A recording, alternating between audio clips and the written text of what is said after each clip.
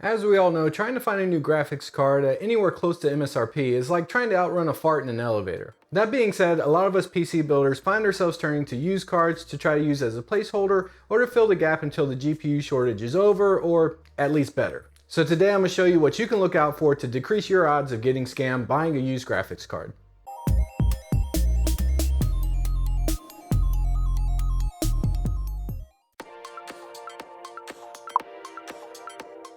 Alright, so before we even head over to the secondary market, make sure that you've at least taken a shot at the EVGA Q system or Newegg Shuffle, things of that nature, to get a new card. If you have a Micro Center nearby, make sure that you're camping out and doing all that good stuff when you see restocks, and then make sure that you're signed up for any GPU availability restocking site that you can find.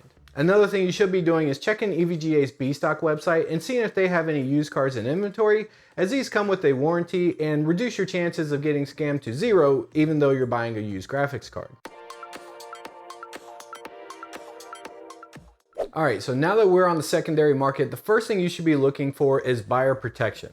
Now, eBay has probably the best buyer protection program out there, but you do need to make sure that you check their site and that you're within the guidelines and the card you're purchasing is actually covered by buyer's protection. Now, Facebook Marketplace, Mercari, and even OfferUp are offering some kind of buyer's protection at this point. However, I have not been through those processes, so make sure that you read and understand what you're getting yourself into before venturing through the payment process.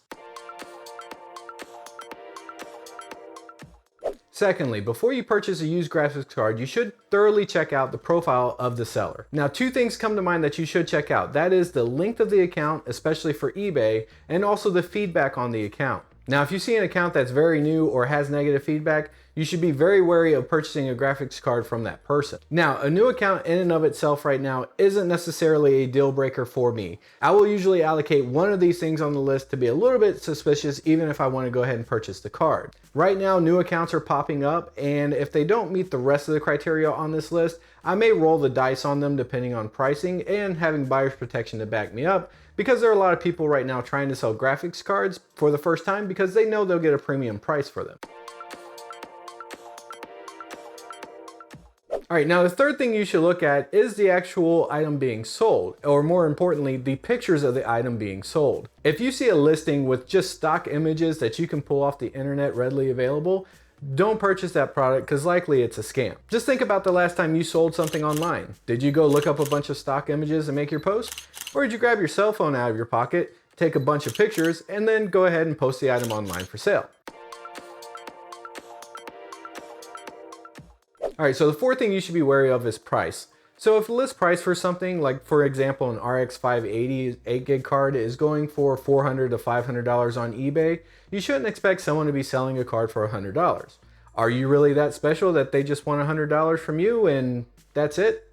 Chances are that's not the case. Now, scammers know people are looking for a great deal on graphics cards, and so they will list something with stock images for $100, get people to buy it knowing that they're just going to take that money, close out the account, and run away with $100.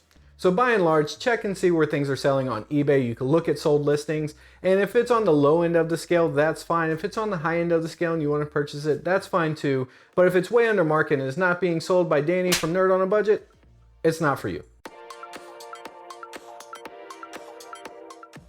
Alright, so the next thing on the list is for people that have to buy locally or have to buy without buyer's protection from a secondary market. Now, what you want to do is try to actually get some kind of proof that the card is working. If you're meeting locally, maybe meet somewhere with power where you can actually test out the graphics card.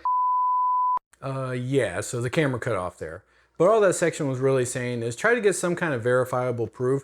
Either do a video call or meet somewhere with power. Do something to where you can verify the card is actually in the condition that the seller says it's in. And now I want to walk you guys through an example of something someone posted in the Pinky Tech Discord server, linked down below, where he showed us an ad off of OfferUp, and immediately almost everyone on the server called it out as being a scam, and we'll show you why here. All right, so first off the profile, it was September 2021, and that's when we're actually recording this video, and so that was a little sketchy. There's no feedback on the account, and once again, this is a screenshot. He didn't actually send me the link, so we're just going based off of what's in the screenshot here. All right, secondly, we're going to take a look at the pictures, and while the pictures actually look like they are what is being sold, if you take a look at the graphics card, it actually says it is an FSX graphics card, and the pictures actually show it's a Sapphire graphics card, so already two things aren't adding up here. All right, and moving on down the list is the actual price. So it's $200 for the entire system, and it says it has a Ryzen 7 3800X.